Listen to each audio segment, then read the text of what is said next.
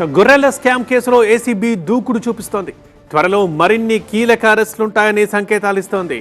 గొర్రెల స్కామ్లో అన్ని తానే వ్యవహరించిన తలసాని మాజీ ఓఎస్డీ కళ్యాణ్ని పశుసంవర్ధక శాఖ మాజీ ఎండీ రామచంద్రతో కలిసి అక్రమాలుగా చేశారంటూ గుర్తించింది. సో రామచంద్రన్ కళ్యాణ్ని కస్టడీకి తీసుకునేందుకు ఏసీబీ ప్రయత్నాలు చేస్తోంది.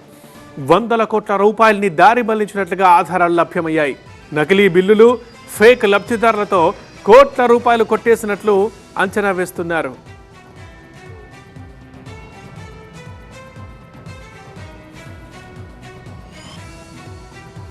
మా ప్రతినిధి ప్రణీత మరింత సమాచారం అందిస్తారు. ప్రణీత, గొర్రెల స్కామ్లో ఇప్పుడు అప్డేట్స్ ఏంటి? మరిన్ని అరెస్టులుండే ఛాన్స్ ఉందా? ఖచ్చితంగా అరెస్టుల సంఖ్య పెరిగేటువంటి అవకాశం ఉంది. ఎందుకంటే గత ప్రభుత్వంలో 2015 నుండి మొదలు పెడితే లాస్ట్ ఆగస్టు సెప్టెంబర్ వరకు కూడా మొత్తం ఈ గొర్రెల పంపిణీ పథకం జరిగింది. అయితే ఈ పంపిణీలో చాలా వరకు అవకతవకలు చోటు చేసుకున్నాయనేటువంటిది ఏసీబీ దర్యాప్తులో బయటపడింది. మొదట ఈ గొర్రెలను ఇక్కడ ఈ రాష్ట్రంలో గొర్రెలకు సంబంధించినటువంటి సంఖ్య లేదు కాబట్టి పక్క రాష్ట్రానికి వెళ్ళి గొర్రెలను కొనుగోలు చేశారు. ఇక్కడ ఉన్నటువంటి వెటర్నరీ అధికారులు కావచ్చు, పశుసంవర్ధన శాఖ అధికారులు కావచ్చు. సో ఎవరి దగ్గర అయితే గొర్రెలు తీసుకున్నారో వారికి నగదు చెల్లించాల్సి ఉంటుంది. అవన్నీ కూడా ప్రభుత్వానికి సంబంధించినటువంటి నిధులు. ఈ విధంగా రైతుల నుండి గొర్రెలు తీసుకున్న తర్వాత రైతులకు సంబంధించినటువంటి బ్యాంక్ డీటెయిల్స్ కావచ్చు, వారికి సంబంధించినటువంటి ఆధార్ డీటెయిల్స్ కావచ్చు, అన్నిటినీ కూడా కలెక్ట్ చేశారు. ఆ కలెక్ట్ చేసేటువంటి డీటెయిల్స్కి బదులు కొందరు ప్రైవేట్ వ్యక్తులు, అంటే ఇప్పుడు పశువర్ధన శాఖ అధికారులు ఎవరైతే ఉన్నారో వారికి సంబంధించినటువంటి బినామీ వ్యక్తుల బ్యాంక్ డీటెయిల్స్ని అందులో ఎంట్రీ చేశారు.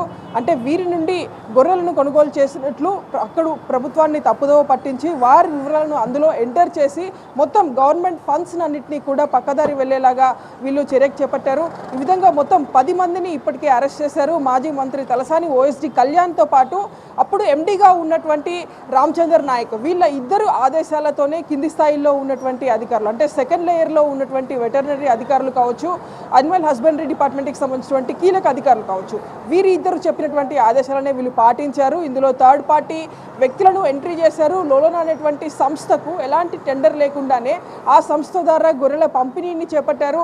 ఆ సంస్థ క్యాష్ బ్యాక్ ఆఫర్ల పేరుతో భారీ ఎత్తున కూడా అక్రమాలు జరిపిందంటూ ఇప్పటికే ఏసీబీ దర్యాప్తులో బయటపడింది.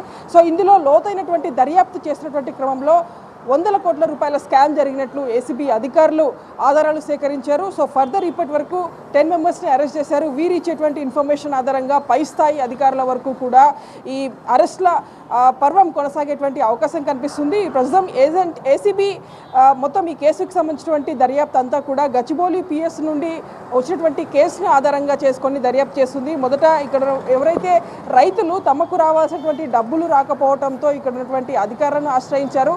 సో ఇక్కడ అధికారులు ఆల్రెడీ డబ్బులు డిస్పర్స్ చేశాము, మీ అకౌంట్లలోకి వచ్చింది అని చెప్పడం, కానీ వాళ్ళ అకౌంట్లలోకి డబ్బులు రాకపోవడంతో అనుమానం వ్యక్తం చేసినటువంటి ఏపీకి సంబంధించినటువంటి రైతులు ఎవరైతే ఈ గొర్రెలను ఇచ్చారో సో వాళ్ళందరూ కూడా ఇక్కడ గచ్చిబౌలికి వచ్చి పోలీసులకు కంప్లైంట్ చేశారు. సో గచ్చిబౌలి పోలీసులు దీని వెనకాల పెద్ద స్కామ్ ఉన్నట్లు గుర్తించారు. సో వాళ్ళు ఏసీబీకి కేసుని రెఫర్ చేయడంతో ఏసీబీ కేసులు దర్యాప్తు చేసింది. మొత్తం ఇప్పటి వరకు 10 మందిని అరెస్ట్ చేసింది. ఇంకా అరెస్టుల పర్వం కొనసాగేటువంటి అవకాశం కనిపిస్తుంది.